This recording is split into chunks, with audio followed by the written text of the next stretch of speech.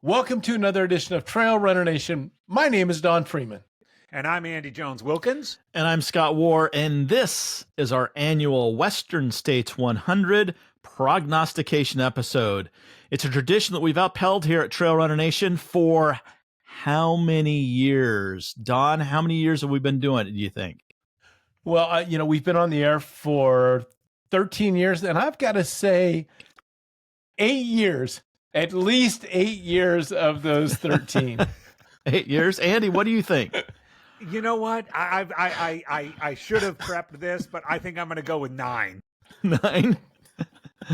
Well, both of you are wrong.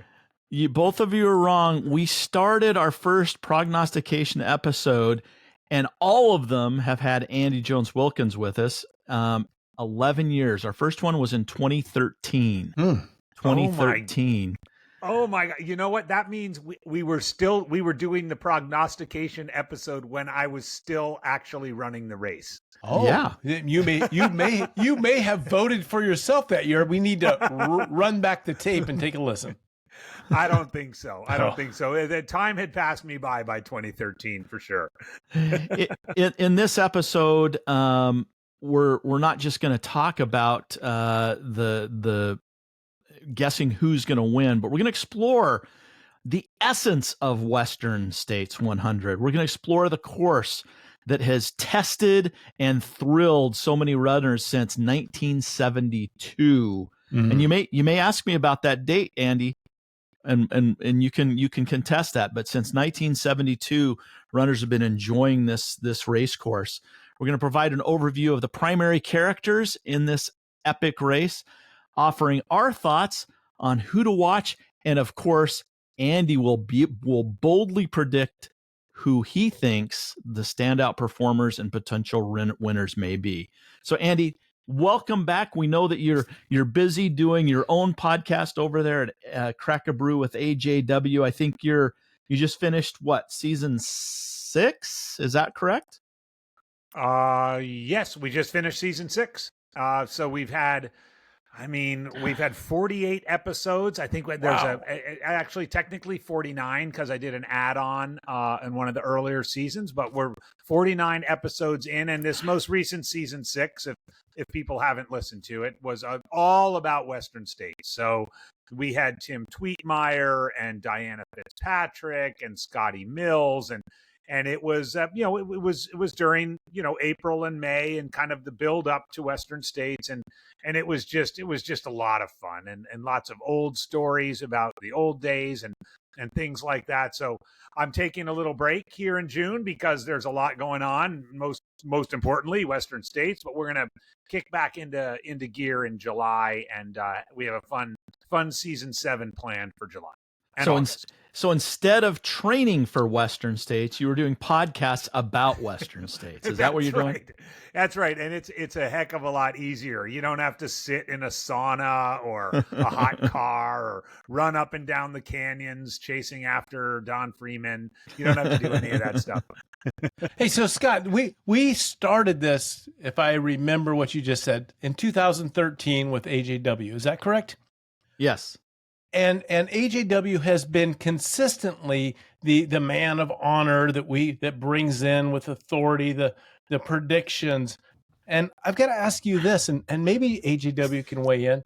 Has he ever been right? Why do we keep having him back? Well, I'll tell you the reason why he is our prognosticator. It's because you and I spent absolutely no time or effort finding out who's racing. We have no idea who's racing. We may know a couple friends out there, but we don't know who the top tenors are. And so that's why Andy comes on here. But I don't know, Andy, have you ever been right? Let me get more specific. Have you ever been right about your prognostications? I mean, I think if you ask, first of all, the direct answer to that question, and I wish my wife Shelley was here. The direct answer to that question is absolutely not. Andy has never been right. But I don't know if we really have been doing it for 11 years. I have to imagine I've gotten it right, once or twice. I mean, there were several years there where there were all kinds of dark horses that that won. I mean, I remember the year on the women's side, Kat Bradley won. I think that was in 2017. Nobody saw that coming, and likewise in 2016 when Ryan Sands won. So, I mean, there've certainly been people that they weren't even mentioned in the prognostication episode who have won, but I suspect I've probably, gotten it right a couple of times with at least Jim Walmsley and Courtney DeWalter, right? Because you could just throw those names out and you're going to end up being right. So, right. I wonder if this is like the Wheaties box curse. Maybe we need to pay attention to who Andy is predicting will win, and then go to our bookies. So there's plenty of bib wearers this 2024 season that are listening intently, hoping their name doesn't get mentioned because they don't want to be the Wheaties box jinx. They don't want to be the Wheaties box jinx.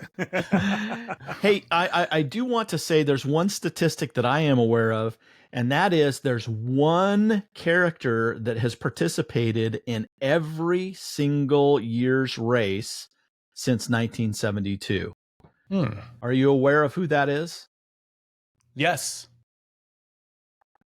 I think I stumped Andy. He is the all-knowing Western States trivia man, and I think I stumped him. I don't know. I think it's a trick question because I think we want to we want it to be okay. Yes. Who is it? Well, it's easy to say yes, AJW. Now come up with your answer. Who is this? You go first, Freeman. Well, I mean, I think it's blatantly obvious. It's the trail itself is always there every year, and it's always has something to do with the outcome because it's unpredictable and consistently a challenge. And that's one of the things I want to talk about. Who did you say, AJW? I agree. It is the course. I know it was kind of a trick question, but the enduring character of Western States is not any one person, not a group person, not someone who takes home a cougar or finishes with seconds on the clock during the golden hour. The enduring character of Western States is the Western States course. And in many ways, and I've spoken about this for years now, in many ways, the Western States course is a lot like, I think most listeners know I'm a big golf aficionado. I love golf, and certain golf courses like St. Andrews or Augusta National, they take on a life of their own. They may not be the hardest golf courses in the world or the most beautiful golf courses in the world, but there's something about them. There's a mystique about them, and there's something about them that just makes them special. And Western States, the course from Olympic Valley to Auburn, is one such place. And absolutely, the enduring character of Western States is the Western States course. And AJW, I am interested in hearing your breakdown of what makes this course so interesting. It's not the toughest race out there. It's not the most technical, but there's something special about it where all of our attention on that day turns to Western States. And there's a great group of runners out there, but again, like Scott mentioned, the course is always there, and it's always part of the equation. Is it a hot day? Is it a snow year? What's going on with the course this year that is either going to play to an advantage of a runner or take one down? So I want to talk about that. But before we do, Scott, I do want to mention, because we've given AJW a hard time, which is part of one of the reasons we love him. But is there anybody that you know that is as enthusiastic about Western States as AJW? I mean, he calls it Statesmas for a reason. I am certain that he would trade December 25th for one extra Western States day. I think you're right. Hey, before we go any further, Freeman, you need to stay in the middle of the camera or turn your camera, because we do simulcast this on YouTube. Where was I? Everywhere? You're like halfway off the camera. Turn it, go, no, other way. No. Middle. Okay. Now watch yourself. You need to stay in the middle. Got it. Yeah, I think that Andy has a passion for this race. I think that many of us who live close to Western States also have some fun exciting memories and love the race as well. Let's get into this. So, there's not that many people that have ever run Western States. It has a limited number of people. Let's talk about the race here just for a minute. I mentioned 1972 as the year that Western States started. Contrary to a lot of the tradition of the history of traditional history, that's not the year that Gordy ran. I don't believe. I think that was the first year that some army or military people ran the race. Was in 1972. That was prior to Gordy actually towing the line at the race. Tell us a little bit about the history, Andy, if you can give us a 2 or 3 minute snapshot.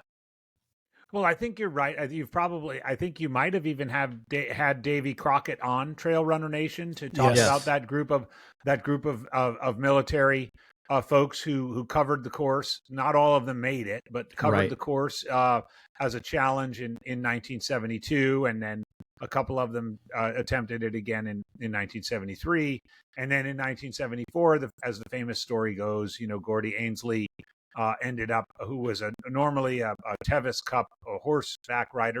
The Tevis Cup is the horse race that started, significantly earlier, back in the late 50s.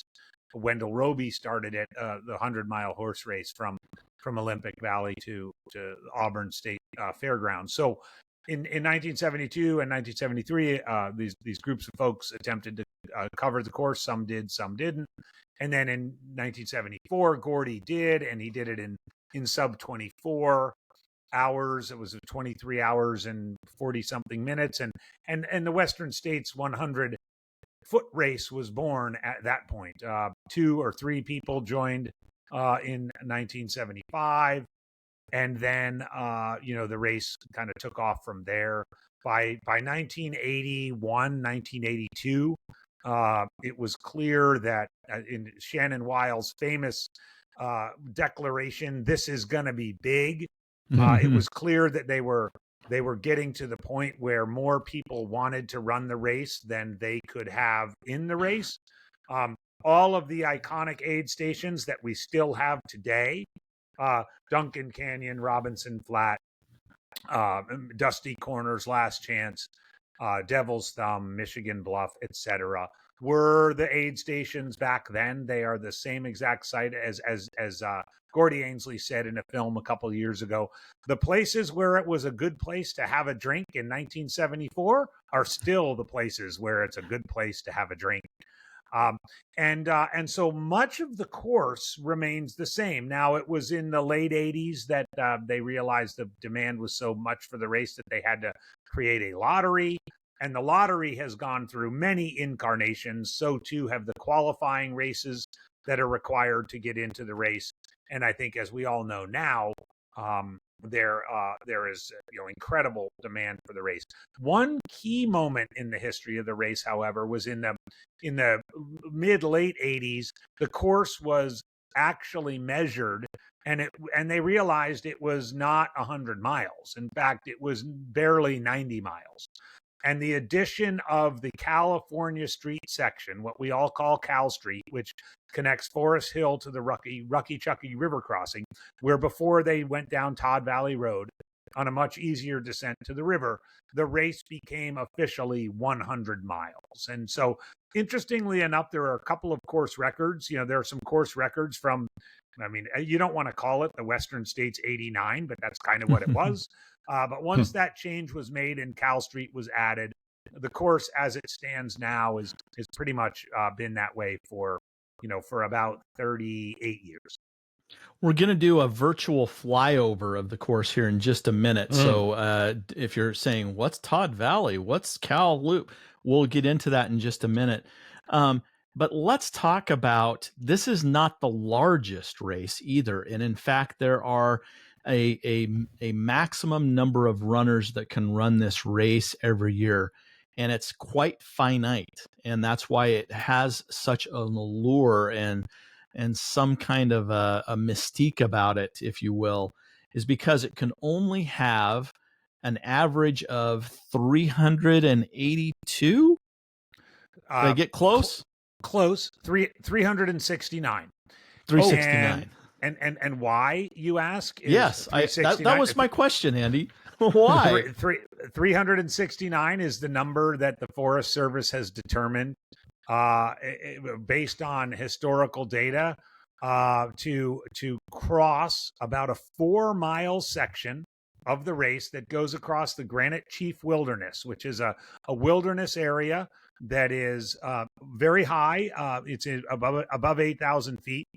And the race crosses about a 4-mile section of the Granite Chief Wilderness. And as a result of that, it's the only organized commercial event that takes place in a wilderness area in the United States. And thanks to the hard work of the board back in the 80s, especially Tony Rossman, who's an attorney in the Bay Area, who literally lobbied Congress to get the right of way to stage the race every year to go across the Granite Chief Wilderness, are we allowed to have 369 runners go across there. Now, for a while, it was a 5-year rolling average of starters in the race that were allowed, and that was before they had the wait list.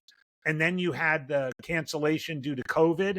So there were a few years, 2021, 2022, 2023, where the numbers were a little bit higher than 369. I think this year is the last year. There might be 375. I'm not sure. But eventually it'll settle back down to 369. And in addition to that, the race introduced a wait list model back in 2017. And by maintaining a wait list, right up until the day before the race, they can virtually guarantee 369 starters every year. Now, because of this, eventually the race got so big that there were more people wanting to run than could run, and so they had to devise systems out there that could give people the opportunity to run. And the board has been very good, even through till today, to really focus on trying to get the most number of people to run the race that have never run it. I think we're right around 80% of the field is first time runners of Western States. But when I first heard about Western States, it was from my friend Jeff Abel, Don and my friend Jeff Abel, and Don, who ran together the first year. They were talking about something called the 2-time loser rule. Tell us a little bit about that. I think that was maybe the first rule that they came up with to kind of limit the number of runners or get people in. Yeah, so throughout, I would say from about the mid 90s through almost 2007, 2008, they had a two-time loser rule, which is if you were not picked in the lottery for 2 consecutive years, you were automatically entered in the race for the 3rd year. I remember the first year I got into Western States, which was for the 2001 running. I got in through the 2-time loser rule. I had applied for the 99 race. I had applied for the 2000 race, and I got a nice friendly letter in the mail on a piece of paper from Craig Soderlund saying, "Congratulations, you didn't get in the race this year, but 22 months from now you get to run Western States." And they did that for a good dozen or so years. But then, of course, the board realized if they kept going in that way, the race would fill with 2-time losers. And in fact, they would have to leave out some 2-time losers. And would they go to 3-time losers and 4-time losers and 5-time losers? And so the weighted lottery was born out of that, which is where for each successive time you don't get into the race, you get additional tickets put into the bucket. So, for example, in this year's race, for the lottery for this year's race, there were about 12 runners that had 256 tickets in the race. That's crazy. And fortunately, all of them are in. Yeah. Now, Scott, if you would, please explain how you got in the year that you were able to run. What was it? I forget the year. Yeah, we're going to talk about that because there are other ways to get in the race besides the lottery. And I think, I'm not sure if they still do this. Maybe they do. But when they do the lottery, which is in December, the previous December, if you attend live the lottery at the Auburn High School, they have a bunch of playing cards, and they write your name on a playing card. And the first year that I entered, I was the last card. They drew 3 cards at the end of the lottery, 3 cards, and mine was the final card. So I got in the first year that I entered Western State. So I was very, very lucky. But that's another way to get in. What are some other? Oh, go ahead. Well, hang on. For people wondering, that the organizers call that the lottery within the lottery, and it's very transparent. It's very they reserve 3 spots, so they determine the entire number of spots they're going to pull out of the hat, and they say, and then we're going to have 3 more spots drawn at the very end of people who are in the theater at Placer High School on that day, and they're going to get into the race. And it is such an exciting, fun component. And mind you, there are people these days who travel a long way to come to, because here's the biggest irony. Your chances, there might be 300 people in the theater, and you have a 1 in 100 chance of getting picked. That is, in some cases, a better chance than in the regular lottery.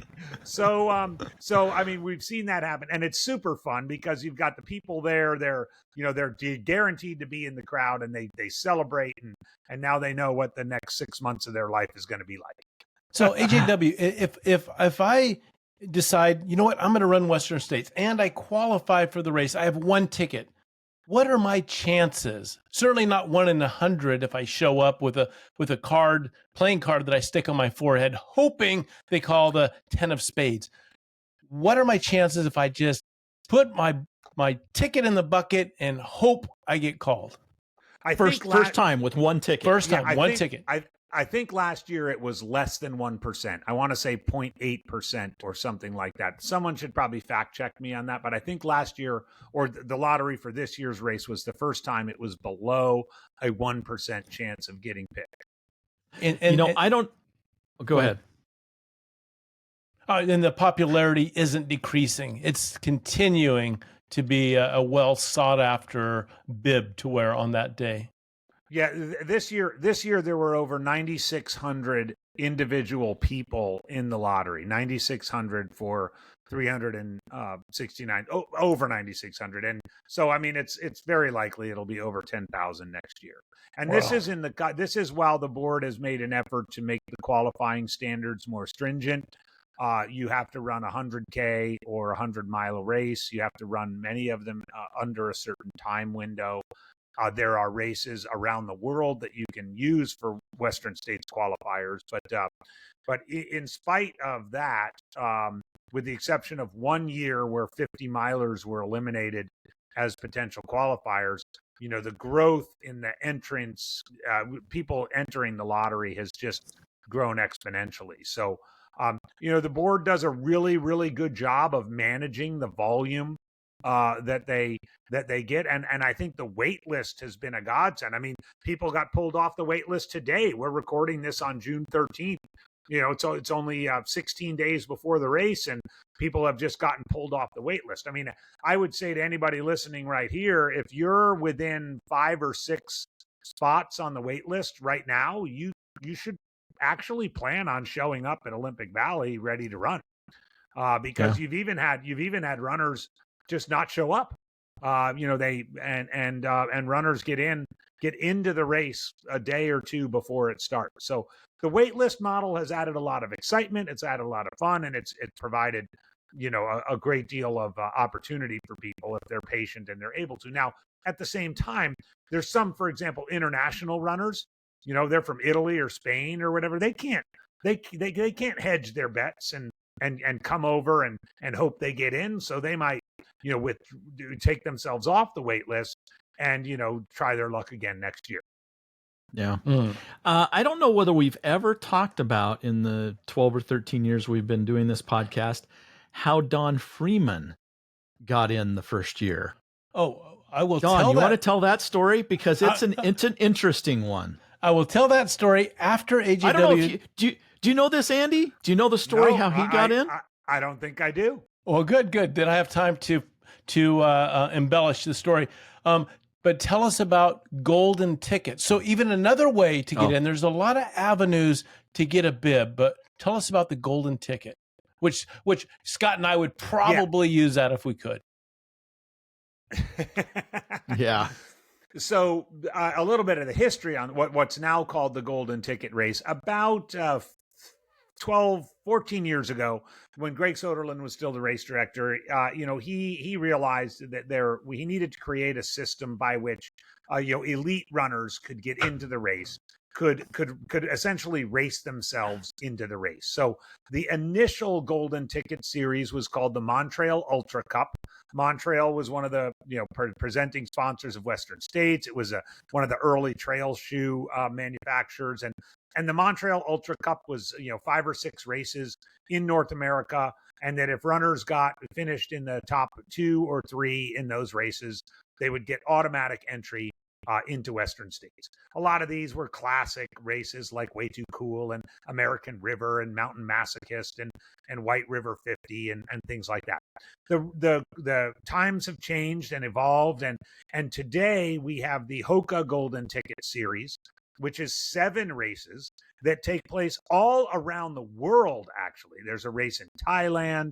The CCC race that's part of the UTMB races is a Golden Ticket race. 2 races out here where I live in Arizona, the Javelina 100 and the Black Canyon 100K are Golden Ticket races. Canyons 100K is a Golden Ticket race. And all of these races will allow runners to, run themselves into the race. So with a top 2 finish, or in the case of Black Canyon, a top 3 finish, will get you into Western States. Mind you, and I think a lot of people ask about this, those people still need to pay their entry fee. They still need to figure out, they typically need to let the race know within 2 weeks of finishing the race that they are going to run and that they plan to run.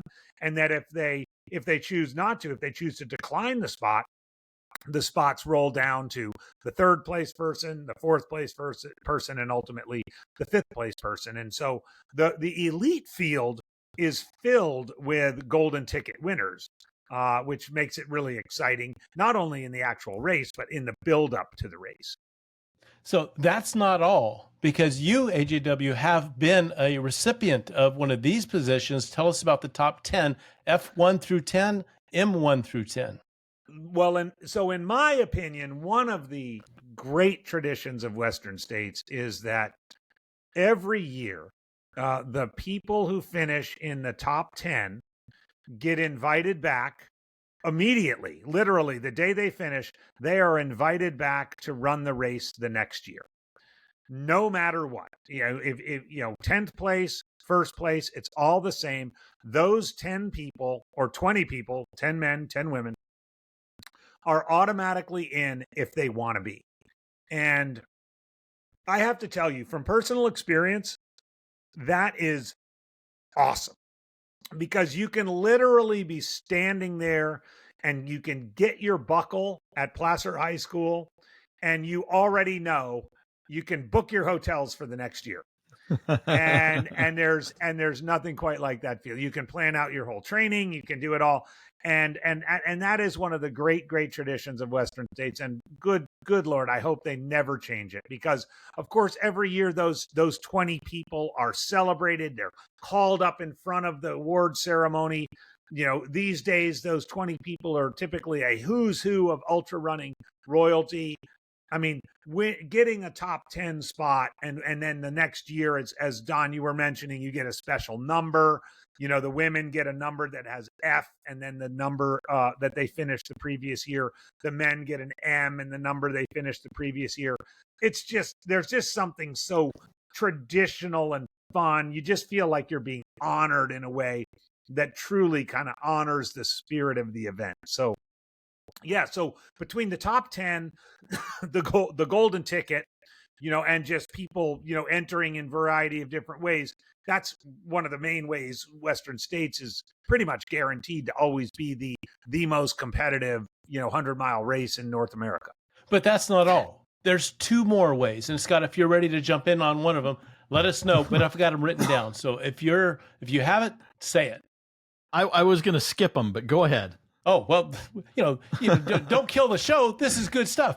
Tell us about buying tickets. You can buy tickets at some point, like raffle tickets. Tell us about that avenue. So about a probably 15 years ago, Western States started a raffle ticket program where they sell raffle tickets. All of the proceeds of I think they're $10 a piece. All of the proceeds of the raffle tickets go right into the race, typically into major mission appropriate parts of Western States, trail work and medical research and infrastructure of the race, right? So, equipment and so forth. So those three things, all of the proceeds of those raffle tickets go. People can buy one, they can buy 100, they can buy 1,000, they can buy as many raffle tickets as they want. And typically twice a year, once at the lottery and once at the actual pre-race briefing in Olympic Valley, raffle tickets are drawn. Sometimes it's 3, sometimes it's 5. And those people get guaranteed entry into the following year, the people whose raffle tickets are drawn. Raffle tickets are transferable. You can win a raffle and be like, I want, my best friend's been wanting to run the race forever. I'm going to give the raffle to them. And they are also, they also require the person to run a qualifier, right? Everybody has to run a qualifier. Everybody. Right? So if my raffle ticket gets pulled and I say, Don, I really want you to go back to run Western States again, you're in the race for 2025, you have to run a qualifier. Once you do that, you run the qualifier, you're in, and if you fail to run the qualifier, I can say, well, hey, Scott, Don failed to run the qualifier, so here, Scott, take the ticket, now you run a qualifier. And if you fail, then I'm going to run the race. But that's the idea of the raffle, and it's very egalitarian. Again, in the sort of storied history of the race, they want to be egalitarian and not all about the elites. And so the raffle ticket provides a great opportunity for that. Now, Scott, I know you're interested in doing the 25,000 mile flyover. No, I've got one more. I know you're interested in doing the flyover of the course, but I want to hear AJW's take on something that I think Western States does that really embraces volunteers, and that is giving a spot to each aid station captain to disperse it out to a qualified volunteer. I'm glad you mentioned that, which is really one of the most exciting parts of the automatic spots, if you will. So there's something like 20 aid stations at the race, and then there are a couple other key volunteer areas like parking and finish line. and the race declares each of these get what they call a designated runner. Okay. And it's up to, I'll take Duncan Canyon Aid Station, which is run by the Quicksilver Running Company out of, the San Jose area. Right. So that's mile 24 of the race. They get a spot in the race. What they do, or at least what they've done traditionally, is they have, they probably have 30 volunteers who go up there every year. They get there the night before, they volunteer at the race. They're there all day. They're so forth. It's part of a major, running club and then they do their own lottery, right? So they will say to their people, okay, if you're interested in running Western States, please run a qualifier. And if you've run a qualifier, we'll put your name, and you volunteered at our aid station, we'll put your name in the hat and we'll do a drawing. We'll go out to a local watering hole or something and have a party, a couple days before the lottery in early December. And we'll pick it out and we'll say, John Smith is our Quicksilver runner in the lottery, and they'll tell Craig, and John Smith is in the race. And so each and every aid station, Tamalpa at the river crossing, Sacramento Buffalo Chips at Devil's Thumb, et cetera, they all get a spot, and they can decide how they distribute that spot. They can do like what Quicksilver does. They can just say, oh my gosh, this person has been volunteering with us for so long. They finally run a qualifier. Let's give the spot to them. They could do it by a vote, but it's a really good way to A, honor volunteers, and B, provide local representation in the race. As a race that's become increasingly global, it's nice that these 20 plus spots, because all the aid stations are pretty much run by local, or they're somewhere in that greater Northern California area that it handles all these aid stations. They're guaranteed that 20 to 25 people are going to be from one of those places running the race every year. So, Scott, I think we're ready to do the flyover. That is a great, we are No, deep. no, we're not. No, Oh. You sidestepped it. You keep sidestepping, talking about yourself. Okay, so I show up to the race. Now, this was back, you show up to the lottery. You're at the lottery, Freeman, not the race. You're at the lottery. Okay, let me dial it back. I'm at the lottery, and it's December. It's the weekend of the California International Marathon, the day before, and I show up to the cafeteria.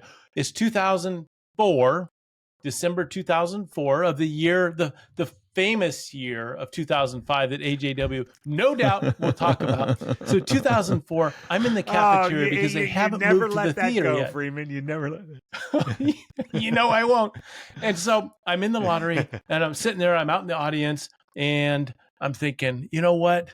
There's a lot of people here. And I look across the way and, well, there's Gordy Ainsley. I've seen him I've read about him. And there's Tim Tweetmeyer. And there, so I'm recognizing people that are just storied in my mind as I'm there. So I feel like I'm in some kind of Hollywood scene looking at the stars.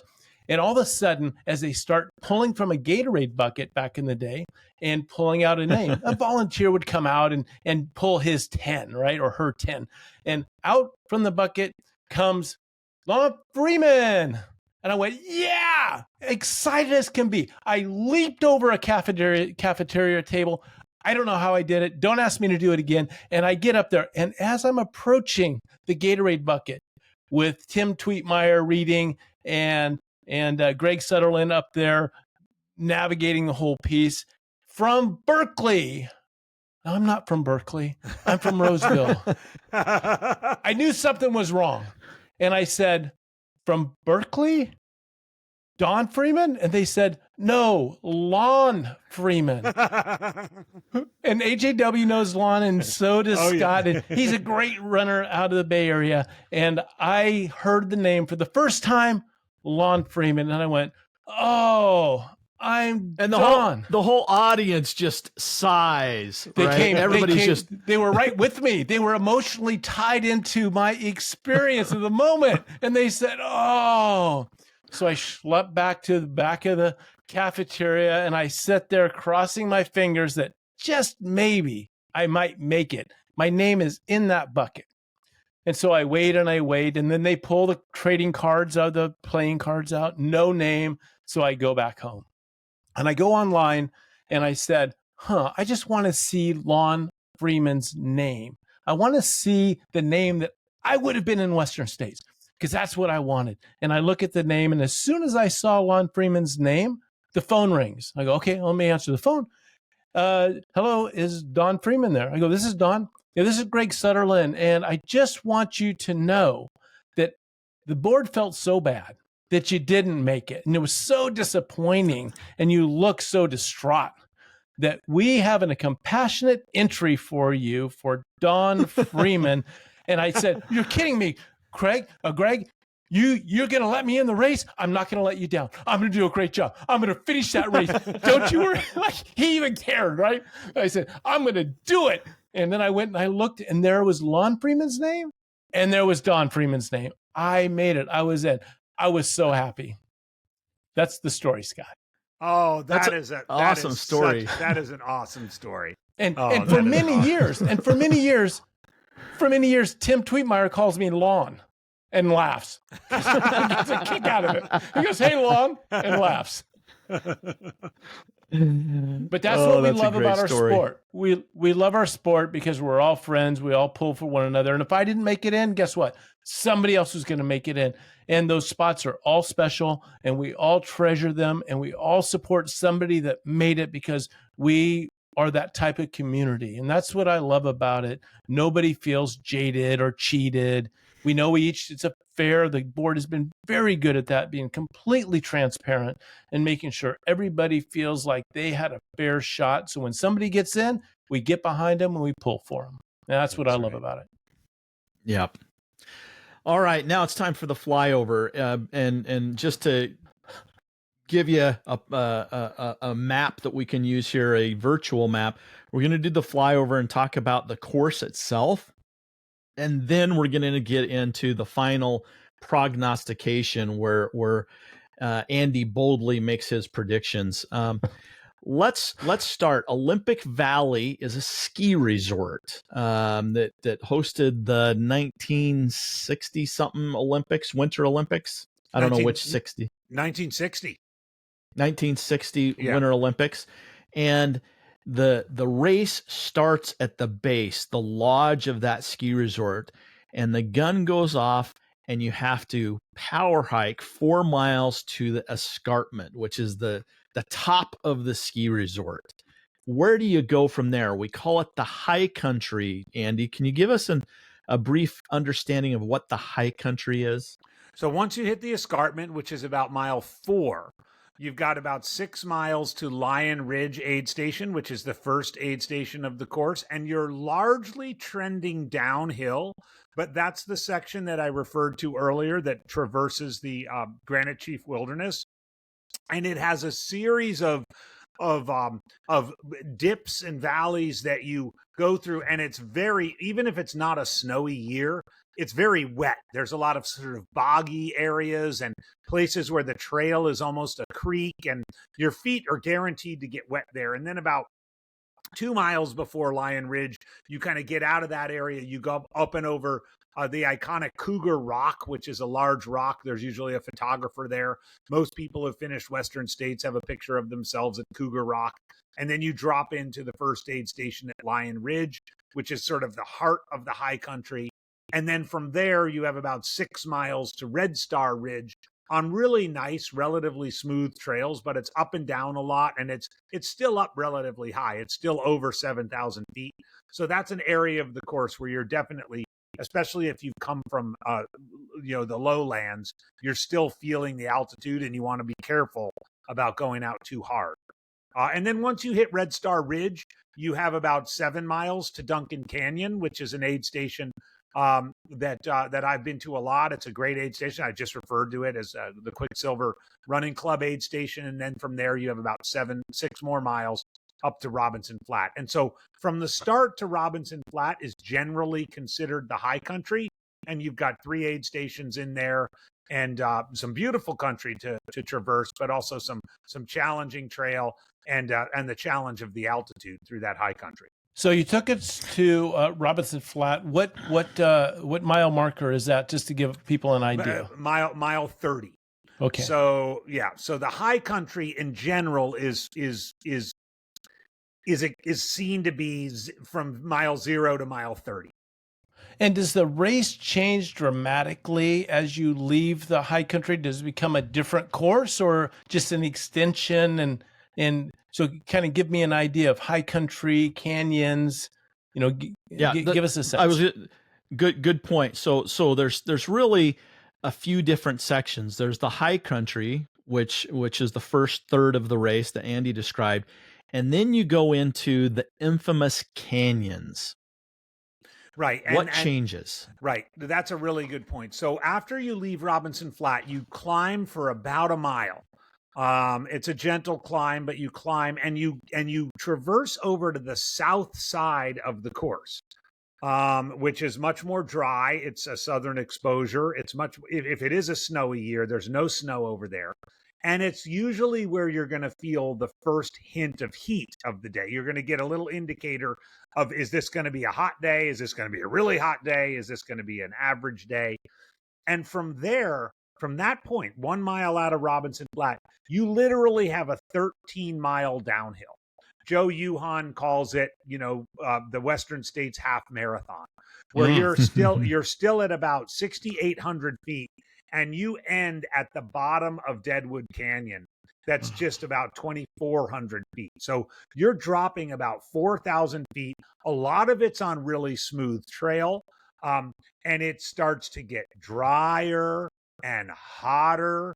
and there's less shade from the trees. The mountainous high country area has a lot of shade with big sprawling pine trees, and so all of a sudden you're in areas with sort of scrub pine and manzanita, and the dust on the trail gets a lot more dry. For quite frankly, you're kicking up a lot of dust. It kind of turns that Western States red, so that by the time you get to the swinging bridge, which is mile 45, you've run this Western States half marathon, which is almost all downhill, and you're only at the bottom of the first canyon. So I'll stop right there, because to Don's point, the transition from the high country to the canyons happens subtly on that 13-mile downhill, but it just sort of eats away at you, and you're like, oh, it's getting hotter out here, it's getting drier out here, I'm drinking more water, I'm starting to feel the effects of the day. Because at the same time that's happening, you're also 35, 40 miles into this thing, and you're starting to feel like, wow, I still have a long way to go. Yeah, and let's talk a little bit about the heat. It not only comes from the sun, but it also bounces off the canyon walls from the trail that's right in front of you, because you're either going down or going up. It comes at you from all angles.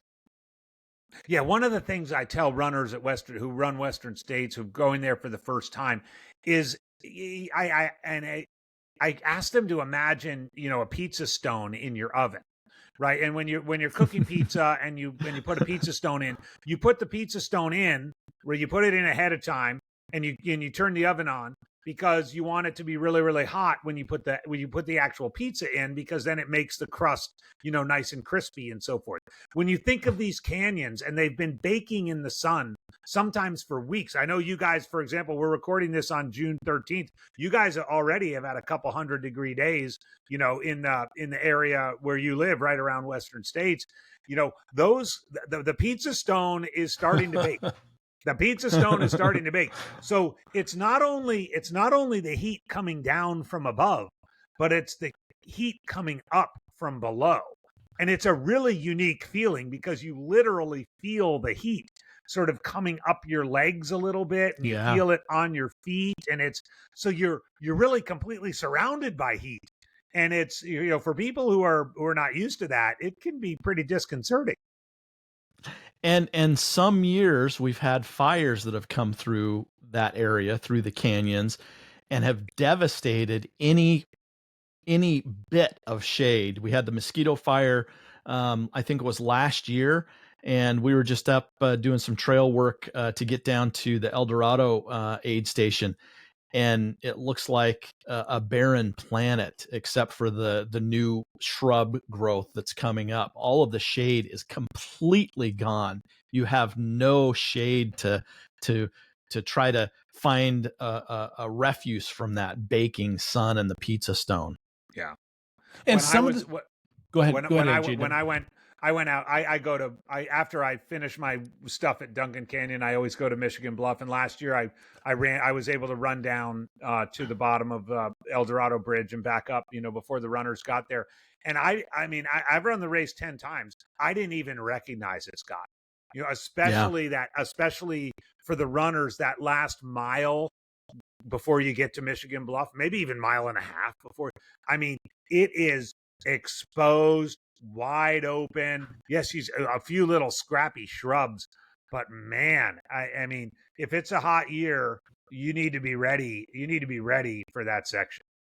And let's talk about race specific training, because there's some people go ahead, Scott. No. Let's do the flyover. Let's continue with the flyover, and we can get into that. Unless you think that's just a short discussion. Well, I thought it was, but that's okay. Okay, go ahead. Go ahead then. Let's talk about race-specific training, because we talk about the heat, but for some folks, it's the first time they've had a half marathon all downhill, and it doesn't change. It starts at the top and goes to the bottom. There's no break. Right. And I think it's, for some people, depending on where they live, it's almost impossible for them to do a 13-mile run that descends 4,000 feet. And it's getting hot. right? So you tell those athletes, well, you just have to be careful. You have to stay hydrated. You can't overstride. You have to, pay attention to your body. If you need to take a break at Miller's Defeat or at Dusty Corners or at Last Chance, especially before you begin the steepest of that half marathon, which is from Last Chance down to the Swinging Bridge, then do that, because no race has been won on that section, but lots and lots of races have been lost on that section. Point. So, I mean, there's nothing, people listening to this right now, if they're in the race, there's nothing they can really do with their training, but they can be aware of how difficult that section is and just be careful. Just be careful as you're doing that 13-mile downhill. Good. Scott, continue with this flyover. Yeah, so you mentioned this is the first canyon, and we call this section the canyons. There's multiple canyons. Tell us about, you drop down into the first canyon, which is where Swinging Bridge is, the first bridge that you cross. Tell us about the other two canyons. All right, so after you cross Swinging Bridge, you have a 2-mile, more or less 2-mile, 2,000-foot climb up to Devil's Thumb. It's the steepest climb of the entire race. It comes between mile 45 and 47. The top part is very much exposed due to fire damage again. And it is relentless. It is relentless. There are not very many places where even the 24-hour hopefuls are running. You're just power hiking up to Devil's Thumb. Devil's Thumb is an amazing aid station that's hosted by the Sacramento Buffalo Chips. Dennis Zylaf has been the aid station captain there. He's a board member. He's been on the aid station captain there for like 25 years. He prides himself on trying to make sure that nobody drops out at Devil's Thumb. It's only mile 47, but you can rest assured that many, many, many people over the years have wanted to drop out at Devil's Thumb. You still have 2 more canyons, as you said, Scott. And go ahead.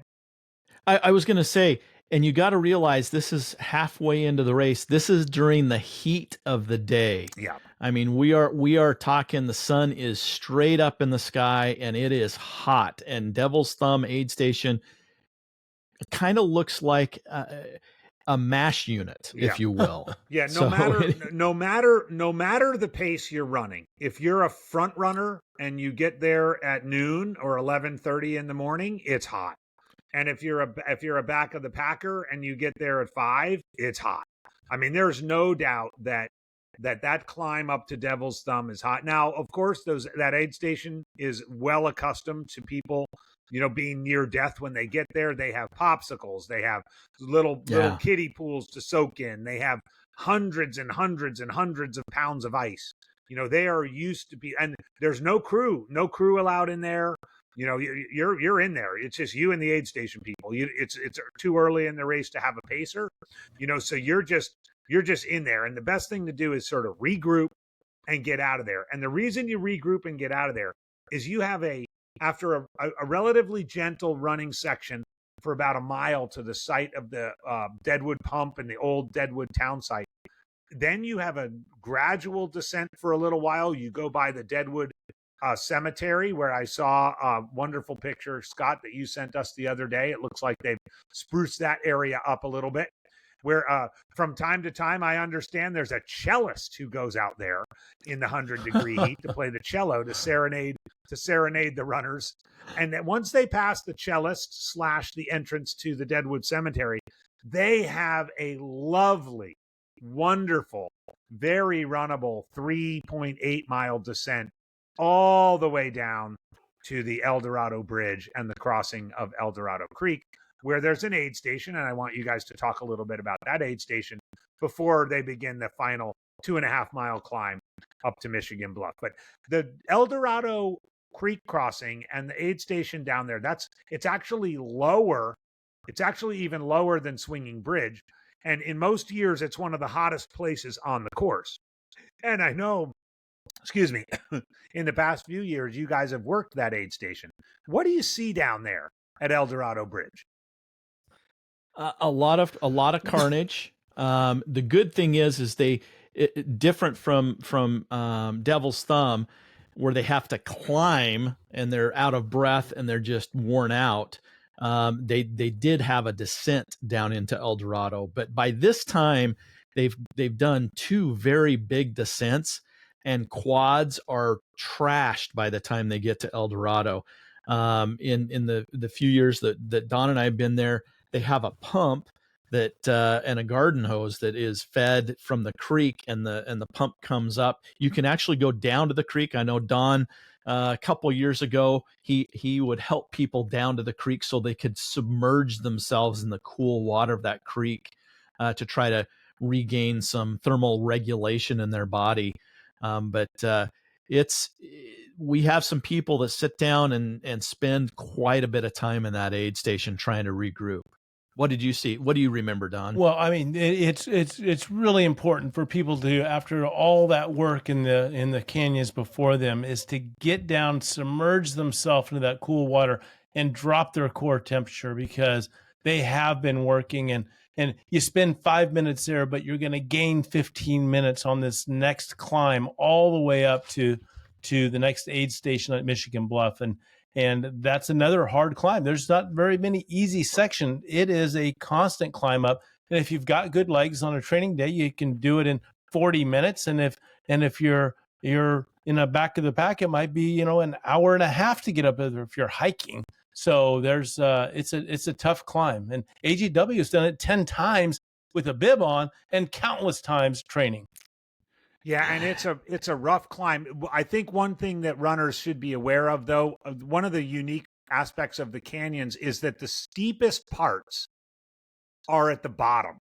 Mm-hmm, and it's really interesting, because most people are familiar with climbing mountains, right? Where you're summiting a mountain, it's typically the steepest part is at the very top. And so it gets at people mentally when you leave El Dorado aid station, it's about 15 minutes of just really steep stuff. And if you say to yourself, oh my gosh, I have to do this for 2.5 miles, it can really mess with your head. But as you get up, as you get a little bit higher, I don't want to say it levels off. It's still climbing, but it gets a little bit less grindy and steep. And it does get a little bit higher. I don't want to say it gets cool, but typically you get closer to Michigan Bluff. There's a little bit of a breeze. By the way, there's no breeze down in the bottom of these canyons. It is just like dead air. Dead air. Dead air. So as you get up, I mean, the message to send people is, look, get up the trail. It's going to suck for a little while, but it is going to get better the higher you go. And you'll cool off a little bit. The breeze will come, and the grade will get a little bit more mellow as well. And I've got to hand it to Scott, because he does something very, very important. He'll send somebody up the hill, and then he'll go to the next person coming up and say, hey, catch up to that runner and do it with them and get yourself to the top together. And he'll say under his breath, I think that runner really needs you. Right. And maybe they don't at all, but he inspires them to catch them and to work as a team, because there's great power when you get a teammate trying to get to the top, and there's a reward waiting for you at the top of that climb, Michigan Bluff, mile 55. Tell us about that, AJW. Well, it's the first time you've been able to see your crew in a long time. It's a wonderful aid station. It's this old mining town. It's fully equipped. There's incredible foot care there. The aid station is second to none. There, the volunteers, and you've got a little brief respite from all of these canyons. When you can get in, kind of collect yourself at Michigan Bluff.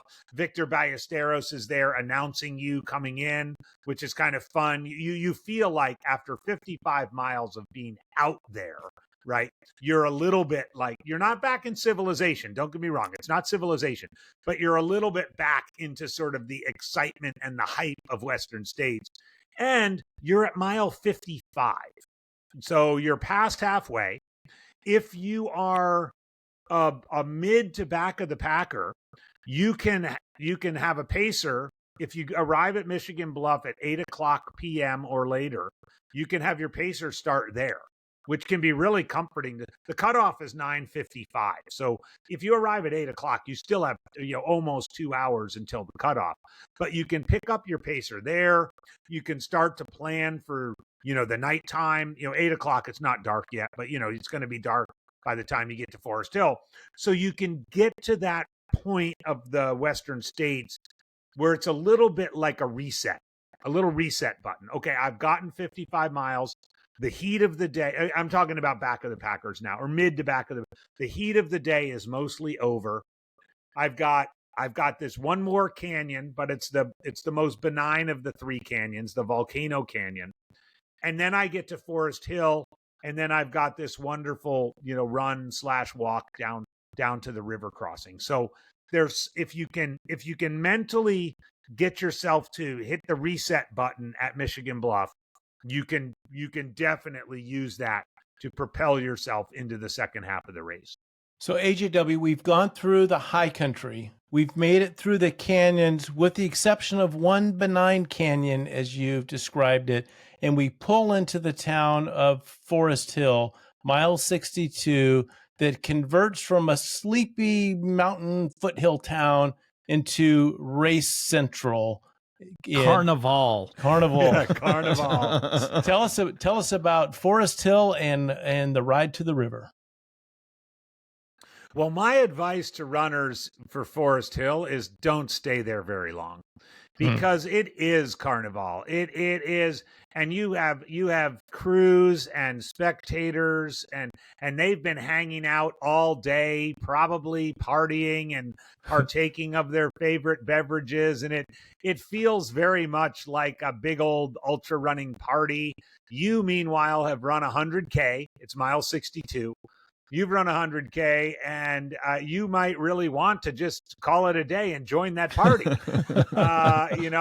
It's really, and it is civilization. Cars going by and paved road and stores. And I mean, yes, it's a sleepy town 364 days out of the year, but it is the center of the universe on Western States Saturday. So my advice to runners is meet your crew there, get what you need, and get out of there, because you have a 16-mile descent. There are some uphills, but you have a 16-mile descent to the famous, iconic Rucky Chucky River crossing, and you want to get out of there. You want to get moving. You're going to pick up a pacer. It's going to start cooling down. Most of the descent down to the Rucky Chucky River crossing is on single track trail, beautiful, smooth single track trail, 3 really good aid stations, relatively close together. You go 3 miles, you get the first one. You go 5 miles, you get the second one. You go 3 miles, you get the third one. You go 5 miles here at the river crossing.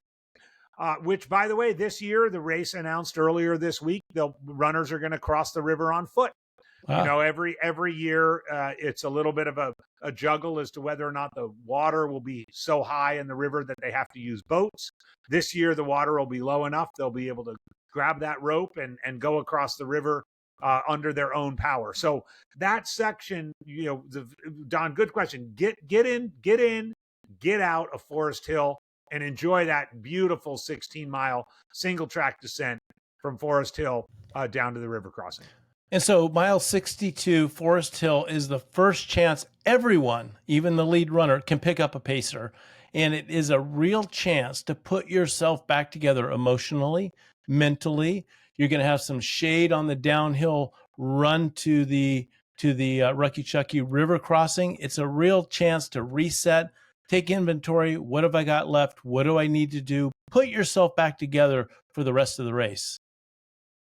And I was going to say it is probably the of the sections of the race, it's probably the biggest transition, regardless of whether you're the front of the pack, the middle pack, or the back of the pack. If you're in the middle or back, that's when the sun is starting to come down. This is where night starts. This is the nighttime running of Western States. You finally get a respite from the hot. You finally get a breeze because you're kind of up on the top. And it's a fairly easy runnable section for the next, couple hours down to the river crossing. Yeah. And even if you're hiking, even if you're at the stage where you have to walk a lot of it, you can walk a pretty good pace because the trail's smooth and it's gently trending downhill. What and in many cases for the elites, of course I've never been there, but that's where they say that's where the race starts is at Forest Hill. If you can conserve yourself until you get to Forest Hill, that's when you can, depending on how well you did with your plan, that's where you can turn on the juice and really go for it. Once you get to the river, you cross it, whether it's hiking across, holding on to a cable, or whether it's being rafted across. Tell us about the final section of this race, Andy. That's great. So, I mean, you're right, on the elite level, folks say, and I think it was Tim Tweetmeyer who first said this, the race starts at Forest Hill. But really, in terms of like the competitive cauldron of the race, it really starts at the river crossing, and and we've seen this for the last several years. But once you cross the river, it's 2 miles and about 1,400 feet straight uphill on a relatively smooth trail to the Green Gate aid station, which is mile 80. From the Green Gate aid station, you have 20 miles to go. For most people, this is a psychological triumph, right? Because everybody has done a 20-mile run. Everybody they maybe have their favorite 20-mile loop near where they live, or the 20-mile run they love to do with their friends when they go on vacation or whatever. You have 20 miles to go, and the miles are going to start counting down, and they're going to count down into the teens, and then of course they're going to count down to single digits. And it is very true also that final 20 miles is the most runnable part of Western States. If the three of us were to just, be on fresh legs and have someone drop us off at Green Gate and we run back to the high school on fresh legs and just do it, it would feel like a nice, fun, relaxed 20-miler on relatively smooth trails, a couple of climbs, the climb up to a Highway 49, of course, the climb up to Pointed Rocks, and then, of course, the final climb up to Roby Point from No Hands Bridge. But aside from those, it's largely kind of rolling, windy, really nice, smooth trail. Again, there's aid stations spread nicely apart about the first 2 or 5 miles. Green Gate to ALT is 5 miles. ALT to Corey Road is 5 miles. Corey Road to Pointed Rocks is 5 miles, and Pointed Rocks to the finish is 5 miles. So you can take it in 5-mile chunks, and you can do it. All of this is to say, you can't do that if you've trashed yourself completely over the first 80 miles. So again, this goes back all the way to the beginning, where you don't want to push too hard on that opening climb. You don't want to push too hard, up to Robinson Flat. You don't want to push too hard through the canyons. You want to have something left in the tank for these wonderful last 20 miles. And if you do, as you said, Scott, it's for most of the field, it's in the night. It's in the cool of the night. There's a breeze. It's just you and your pacer and your headlamp beam. Maybe you've joined up with other people at this point and you're cruising along. It can be a wonderful, wonderful way to conclude this race. And of course, if you're on that 30-hour golden hour bubble, there's going to be a lot of stress and pressure through this part. And then, of course, for those folks, you're going to get to the second day, sunrise of the second day, and it warms up again and all of that stuff. You can have your crew meet you at Pointed Rocks, and I would encourage anybody who thinks they might even be remotely close to a golden hour finish to make sure you get your crew to go out there to Pointed Rocks, which is mile 94.7. So it's exactly 5.5 miles from there to the finish line. And if you get there with 2 hours on the clock, you're probably going to make it. And then let's talk about the finish. There's a section at the finish that is also iconic. First of all, you're hiking up to Roby Point, and that's when you first hit pavement. Well, I take that back. There's a little bit of pavement coming out of Forest Hill before you go down Cal Street and onto the trail, but you hit pavement. But then you can start hearing in the background the PA announcer, and you can hear people chatting, and that it's done, that you've done it. What is the last section, and why is that also unique? Yeah, it's amazing. And at the risk of being too geeky, there is an aid station at Roby Point that is mile 98.9. Okay, so from there, remember the race is 100.2. So from there you have 1.3 miles, all on paved road. Mind you, anybody, your entire crew can meet you there. Your entire crew, your friends, your family, anybody, they can meet you at Roby Point and they can cover that 1.3 miles with you. Depending on when you were there, the Auburn townspeople will be out. They'll be along the side of the road. They might have their sprinklers going. They'll be cheering. They'll have signs. Auburn comes out in force on Sunday morning of Western States. There is a climb. There's the paved climb. It's a brutal last little climb up to where you see there's a sign that says mile 99. There's literally a sign for the 99th mile of the Western States. From there, you're predominantly going downhill on the paved city streets of Auburn. There are people everywhere. There are probably other finishers. There's other crews coming to meet their runners. There's people coming and going. It is an incredible time. And then you cross the final bridge of the race. By the way, you cross 22 bridges in the course of Western States. The 22nd bridge you cross is known as the White Bridge or the Ann Trayson Bridge. It's the final bridge you cross. It's painted white. I think they freshly paint it most years. After you cross that bridge, you make a gentle left and you have a final downhill towards Placer High School and the stadium and the track. If it's still dark, you'll see the lights. You'll hear no matter if it's dark or light, you'll hear the voice of the PA announcer and you will know that you have arrived. You'll come down. The closer you get, more townspeople will be on the side of the road. They'll be coming and going. You'll enter the track through this beautiful archway, and you kind of make a little wind around, and you're on the track for a 250 meter. You go about 3/4 of the way around the track, 250 meters, and triumphantly cross the finish line. And I tell you what, that Sunday morning at Western States, there is nothing, absolutely nothing I've experienced in sports quite like the feeling you get Sunday morning at Placer High School. Yeah. Either running it or watching it. The feeling is amazing, right? You don't have to have a bib on. You can just be in the stands, taking it in and watching it. Scott, you don't miss a year. You and your wife are seated, ready to watch that.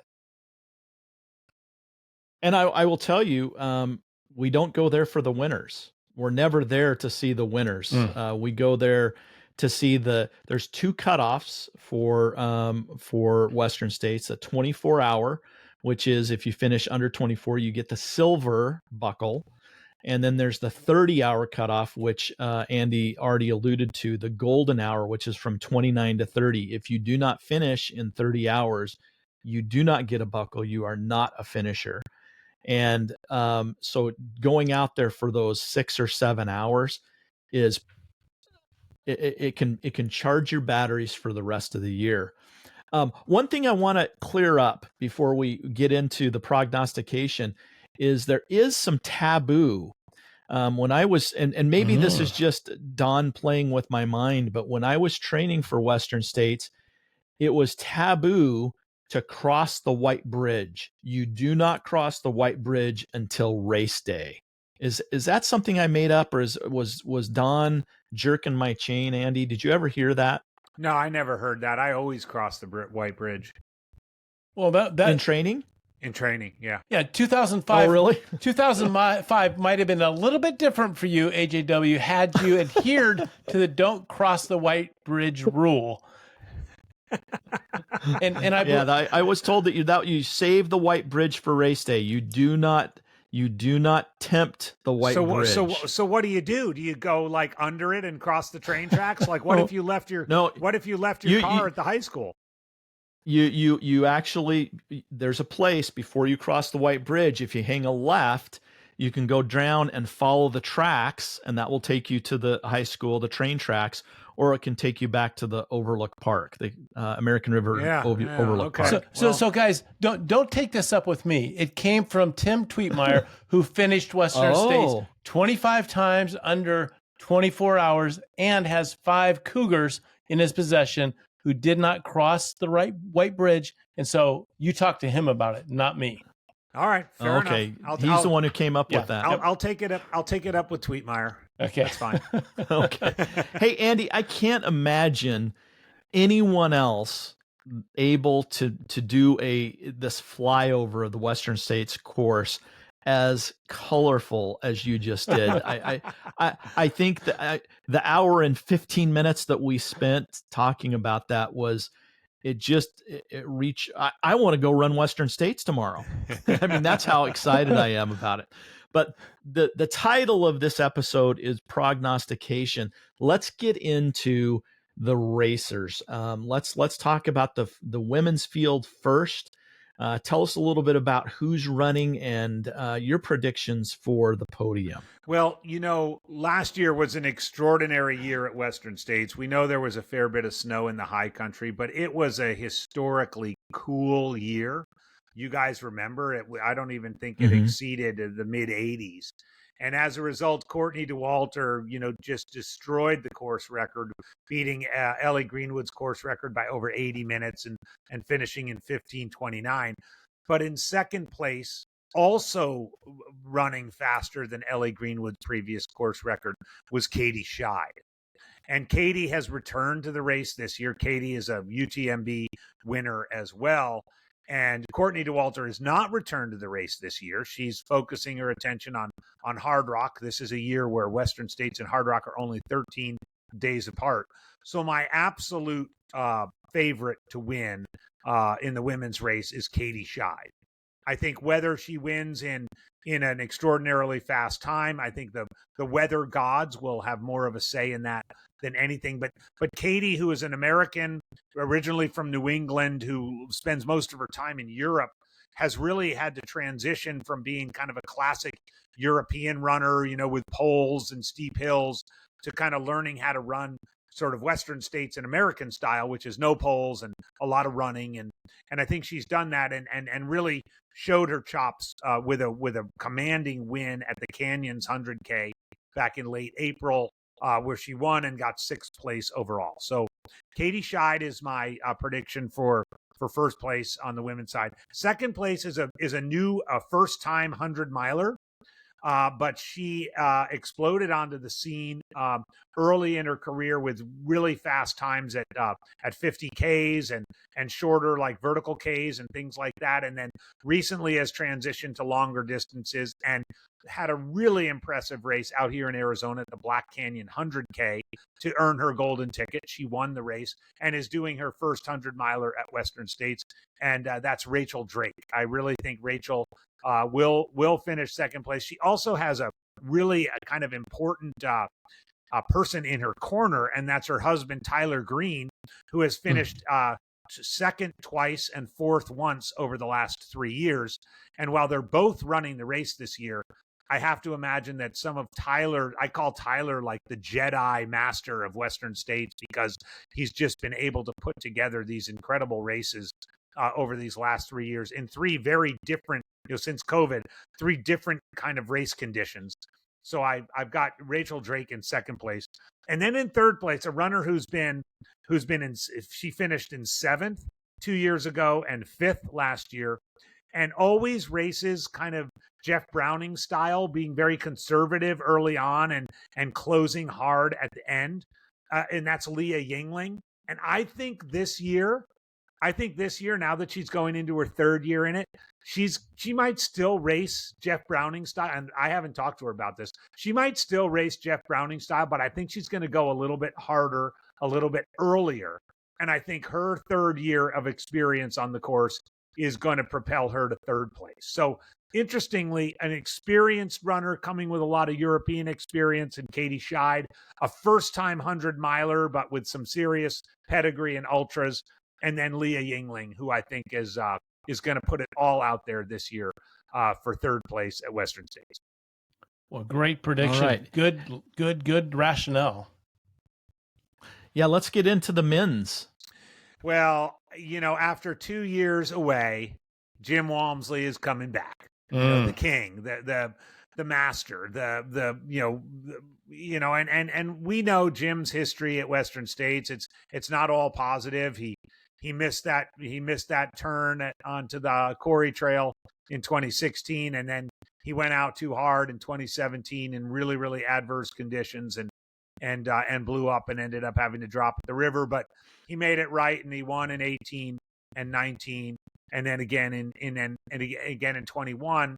So he has 3 Cougars at his house, and he kind of set his sights on UTMB, such that he moved all the way to France and spent 2 years basically trying to conquer UTMB, which it took him 2 years to do, and then he won UTMB in late August, early September of 2023, and returned to the United States. He's living back up here in Flagstaff, and he ran, while he was still over in France, he ran a golden ticket race, got into Western States, and is coming back. And I can't imagine very many people who would think that he's not the favorite to bring home his 4th Cougar. So Jim's my man to win the race. I know he's been, I live in Phoenix, Arizona. We've had, between 105 and 110 degrees the last week and a half. Jim's parents still live down here. I know he's come down here to do his heat training, and he's going to be heat trained. I'm sure he's hoping it's hot. I think the days of him kind of running off the front and trying to, do some extraordinary thing like run under 14 hours are over, but he's got the course record at 14:09. And if things line up in his favor, who knows, he could beat that. But I know he wants to win. Second place, though, similar to Rachel Drake, who just crushed at Black Canyon, Hayden Hawks, who has a 2nd place and an 8th place at Western States, also came out here and crushed Black Canyon.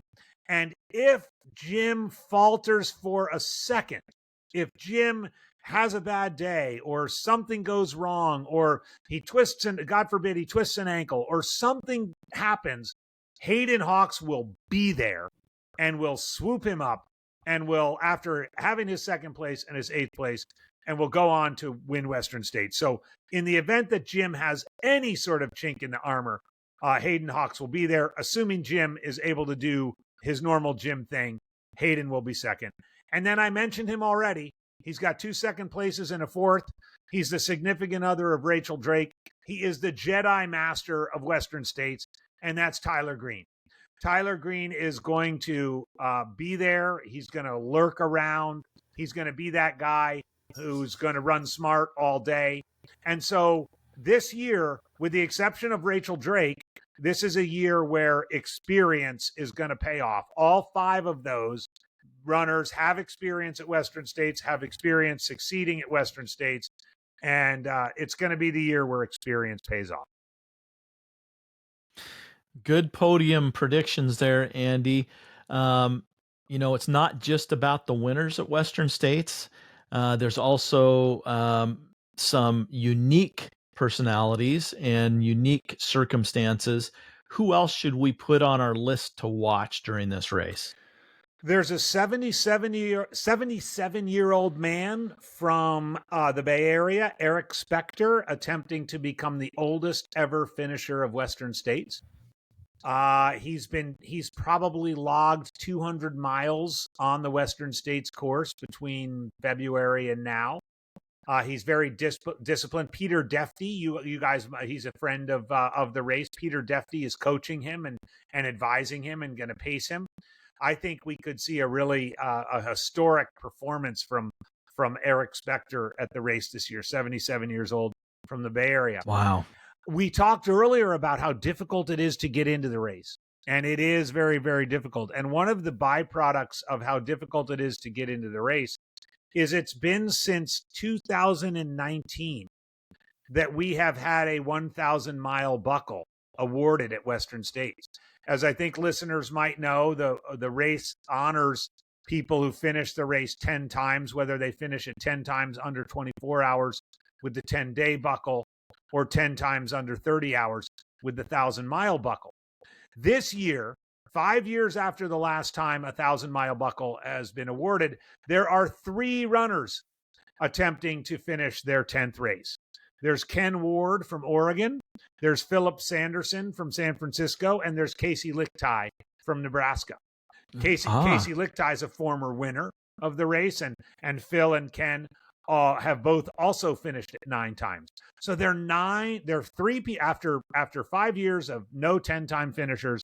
We have the potential of seeing 3 1,000-mile buckles delivered on the Sunday at Placer High School.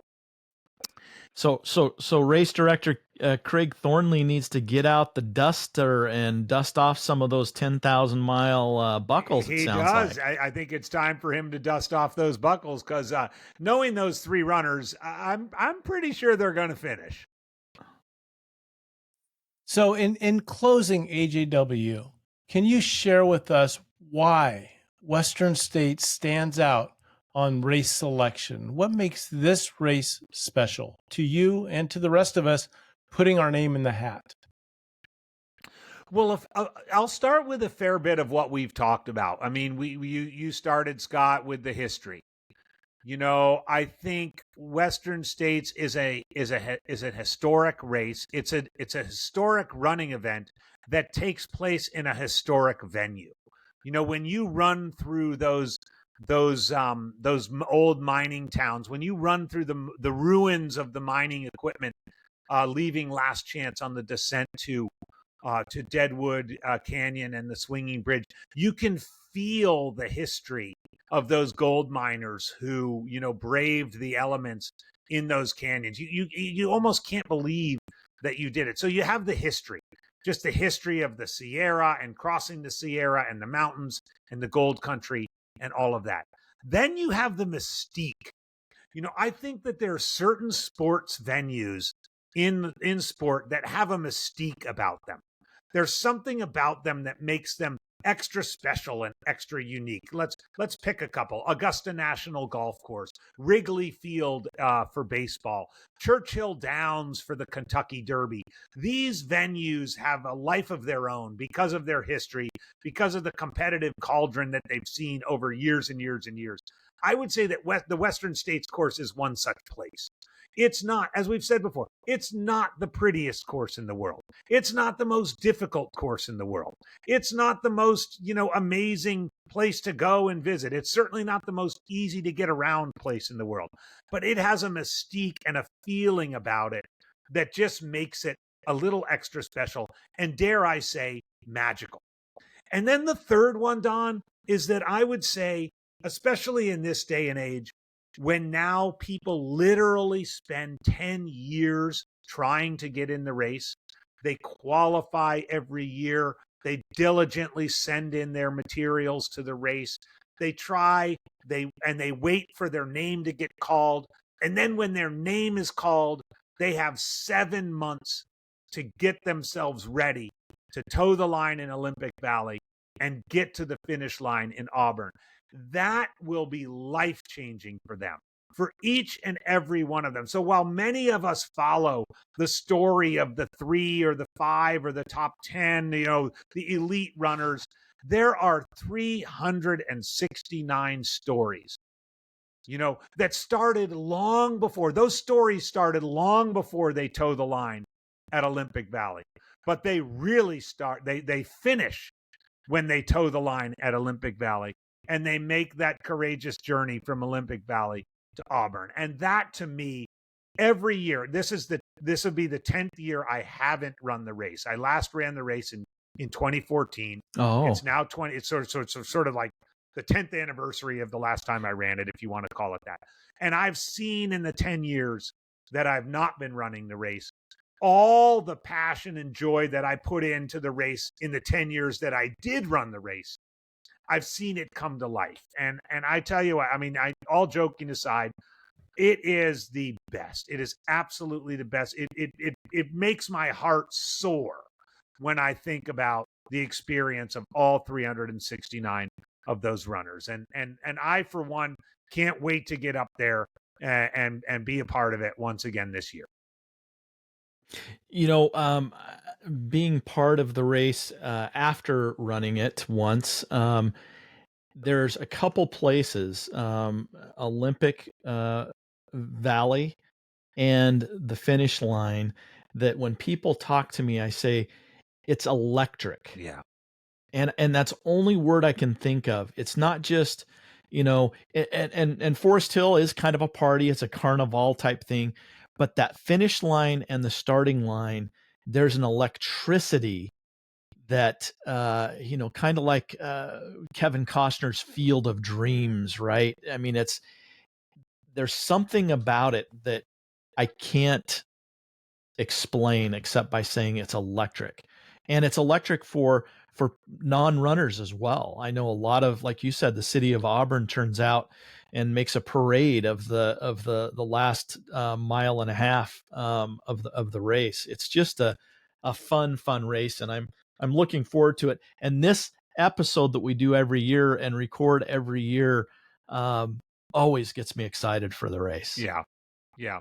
I wanted to mention one thing too. I missed it, Scott, when you mentioned that you've been going to the Golden Hour every year, and John Trent, who's a 10-time finisher of Western States and a longtime board member of Western States, has often said, how great a sport is it where you have more people, and this is true. I've seen you have more people cheering on the last place finisher than you do the first place finisher. In many ways, it is summed up. When you hear the roar, there's tension in there. I mean, Scott, we were standing together. Speaking of electricity, your hair stands on end when you're like, is this person gonna make it? You know, it ripples through the crowd. Oh, there's somebody who's cleared Roby Point. They have this much time to get to the finish line. You've picked the perfect word. It is electric. And you know, that we have the opportunity to participate in a sport where more people are there and cheering on the last place finisher than the first place finisher. Nothing against the first place finisher, but that's just incredible. And it's not just the ones that are coming in at 24 hours trying to beat that mark or the 30-hour mark. I've gotten teary-eyed, somebody coming in at 26 hours that you can see on their face and read in their body language as they're coming around the track, that they put everything and some into that race. And that's when the hair stands up, my eyes well up, and I just think that is what the human experience is all about. And you can see it dozens of times throughout standing there at the track. Absolutely. And one thing you can see and has happened, and you can comment on some specifics to it, and I can on one of them, that the first place runner goes out and joins the final finisher and escorts them in. What sport does that happen in? Yeah, where do you see that?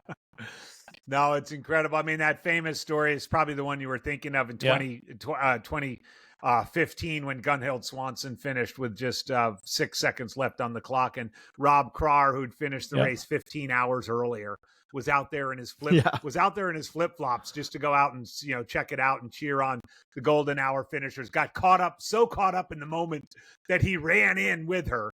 I mean, there's nothing like it. Just nothing like it.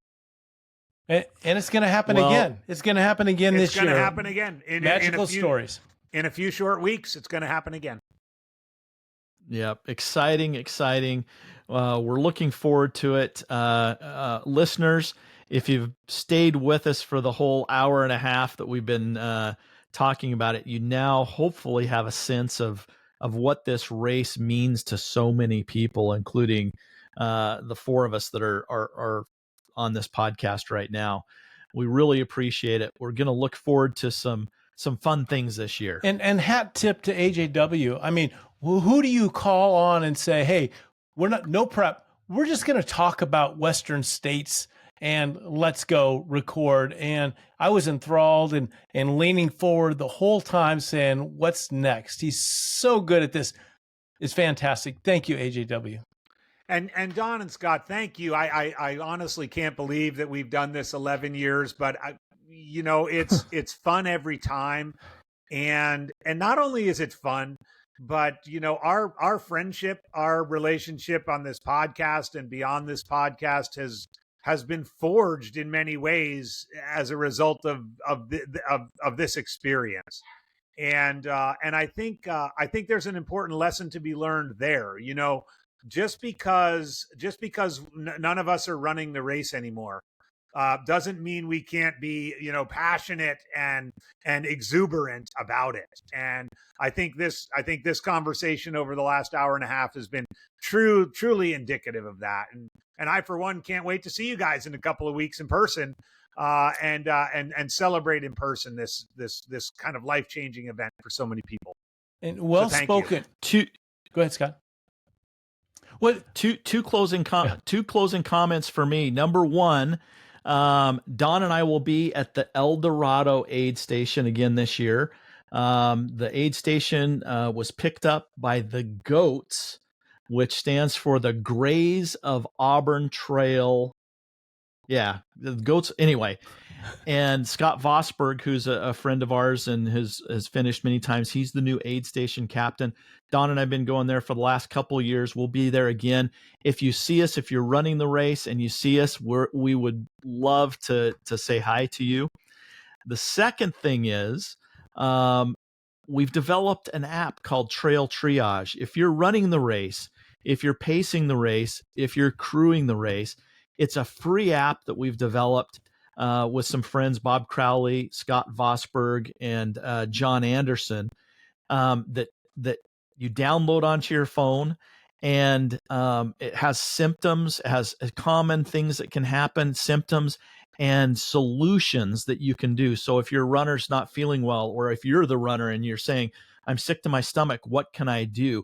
For example, I learned the other day when I was volunteering at an aid station for the Canyons, sick to your stomach, I looked at the app, and one of the solutions is to take an alcohol wipe that you probably have in your hydration pack and sniff the alcohol wipe. And that has a physiological response that will settle your stomach. So download Trail Triage. It's a great resource.